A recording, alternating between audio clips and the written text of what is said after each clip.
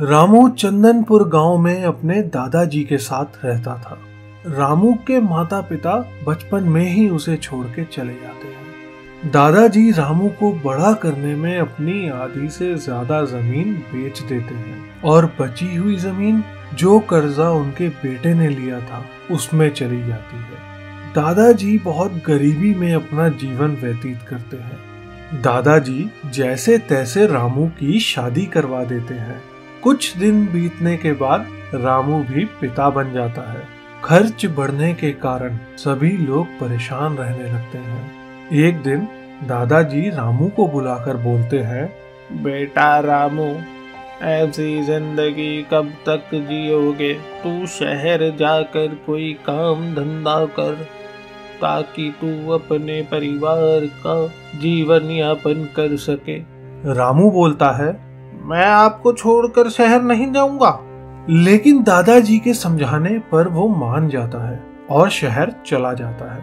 शहर जाकर मेहनत मजदूरी करके रामू अपना और अपने परिवार का भरण पोषण करने लगता है। रामू अपने दादाजी को हमेशा याद किया करता था, जिसे देखकर रामू की पत्नी रामू को बोलती है, आप दादाजी को इतना याद क्यों करते रहते हो? उनकी वजह से हम कितना दुख झेल रहे हैं। हमारे लिए उन्होंने आज तक कुछ किया ही क्या है? ये सब सुनकर रामू को गुस्सा आ जाता है और अपनी पत्नी पर चिल्लाता है, जब तुम्हें कुछ पता ही नहीं है तो बोला मत करो। हमारे लिए दादाजी ने क्या क्या नहीं किया तुम्हें नहीं पता। एक दिन गांव से खबर आती है कि रामू के दादाजी का देहांत हो गया है।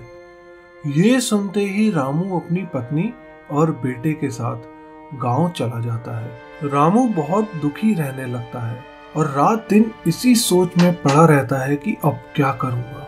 पत्नी भी बेचारी रामू को देखकर परेशान रहती है। एक रात जब रामू सो रहा होता है, अचानक उसकी आंख खुलती है और देखता है कि दादाजी के कमरे से रोशनी आ रही है। रामू रोशनी की तरफ बढ़ता है और दादाजी के कमरे में पहुंच जाता है। वहां देखता है कमरे के एक कोने पे रोशनी आसमान से पड़ रही है और आवाज आती है, बेटा रोशनी वाली जगह की खुदाई करो। रामू ने उस कोने की खुदाई करी। देखते ही मानो उसके होश उड़ गए। उसमें एक मटका था जो सोने से भरा हुआ था। इस धन को पाकर रामू बहुत खुश था और अब उसके दिमाग में कोई चिंता नहीं थी। उसकी सारी समस्या दूर हो गई थी।